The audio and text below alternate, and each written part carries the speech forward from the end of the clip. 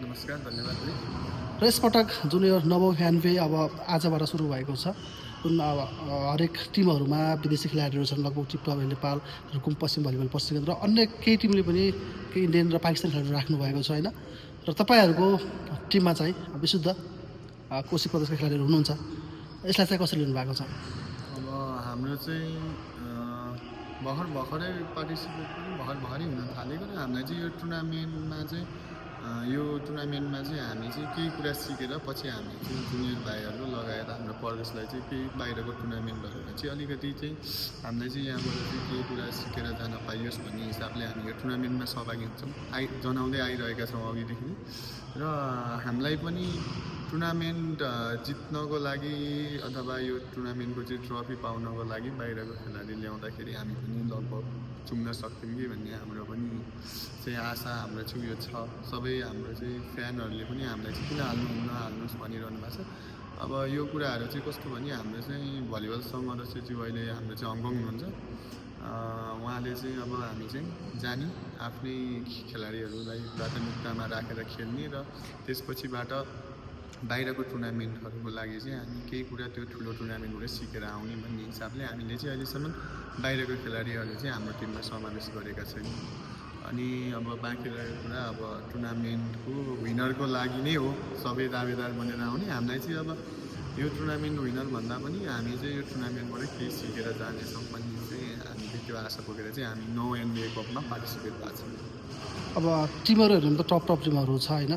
अब कोशी प्रदेशले पनि एउटा च्याम्पियनको दौरानमा छ किन भन्दा एउटा टुर्नामेन्ट खेल्नको लागि आइसकेपछि सबैको एउटा चाहना सबैको कन्सेप्ट त पक्कै पनि हुन्छ नै र अब ती भनौँ एउटा हेर्दाखेरि बलिया टिम मानेका टिमहरूलाई चाहिँ तपाईँहरूले कसरी लिनुहुन्छ? अब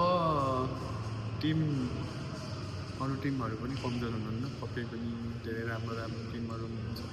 बाहिरका चाहिँ खेलाडी 3जना आफ्नो टिममा समावेश गरेको क्लबहरू हुनुहुन्छ। अब उहाँहरू हामीभन्दा पक्कै पनि स्ट्रङै हुनुहुन्छ, तैपनि हामी पनि चाहिँ त्यति कमजोर चाहिँ छैन हाम्रो टिम। अब गेम हारजित भन्ने कुरो भइ नै हाल्छ, त्यसलाई सक्सेस स्वीकार्दै हामी चाहिँ यो टुर्नामेन्ट खेल्छौँ। र अब अहिले पनि तपाईँहरू तयारी अब यो ट्रेनिङ गर्दै हुनुहुन्छ, तयारी चाहिँ कोशी प्रदेशले कस्तो तरिकाले गरिराखेको छ? अब हाम्रो चाहिँ सबैभन्दा विडम्बना भनेको खेलाडीलाई चाहिँ सिभिल खेलाडीहरूलाई भनौँ न विभागमा नगएको खेलाडीहरूलाई प्रदेशका खेलाडीहरूलाई एक ठाउँ एकरूपता बनाएर समेटेर लानु अलिकति हामीलाई गाह्रो भइरहेछ। हामीमा चाहिँ खेलाडीहरू प्रतिबिच बाहिरको गेमले गर्दा अलिकति मनमा चिसो हुने अलिकति चाहिँ बाहिरी टुर्नामेन्टहरूले गर्दा प्रदेशभित्रै हुने टुर्नामेन्टहरूले गर्दा अपोनेन्ट हुँदाखेरि अलिकति रिसराग हुने भएको हिसाबले हामीले सबै खेलाडी अझै पनि कोशी प्रदेशका सबै खेलाडी समेट्न सकेका छैनौँ टिममा। र अहिले जो चाहिँ यो मिडियामा चाहिँ अब अलिकति हाम्रो चाहिँ प्रदेशमा यो परेन यो खेलाडी परेन भनेर भनिरहनु भएको छ। उहाँहरूलाई चाहिँ के पनि भन्न चाहन्छु भने यो भिडियो मार्फत हामीले सकभर टिम प्रदेशको सबैजनालाई हटाएर राम्रो खेलाडी ल्याउनुपर्छ भनेर लागेर हिँडेका हौँ। हामी नि भलिबलकै लागि अहिलेसम्म गरिरहेछौँ हामी पनि। र हाम्रो चाहिँ अलिकति त्यही टुर्नामेन्टहरूले बाहिरी टुर्नामेन्टहरूले गर्दाखेरि चाहिँ खेलाडीहरू बिचमा अलिकति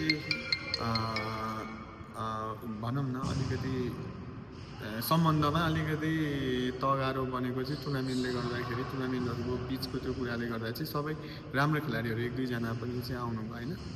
अब यो कुराहरूलाई चाहिँ यो पछिको टुर्नामेन्टहरूमा चाहिँ बिस्तारै सुधार्दै सबै खेलाडीहरूलाई समेटेर फेरि पनि अझ योभन्दा पनि अलिक स्ट्रङ टिम बनाएर अझै पनि हामी खेल्नेछौँ।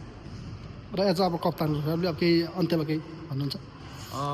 अब सम्पूर्णलाई त यहाँबाट म चाहिँ हामीलाई माया गरिदिनु हुने, हामीलाई सपोर्ट गरिदिनु हुने र यो ठाउँसम्म आउनलाई हामीलाई चाहिँ हरेक ठाउँबाट हरेक आफ्नो भौतिक आर्थिक सहयोग गर्नुहुने सम्पूर्णमा धन्यवाद दिन चाहन्छु। र आगामी दिनहरूमा पनि हजुरहरूबाट यस्तै सहयोग र यस्तै हामीलाई साथ सपोर्टको अपेक्षा गर्दछु। Thank you so much.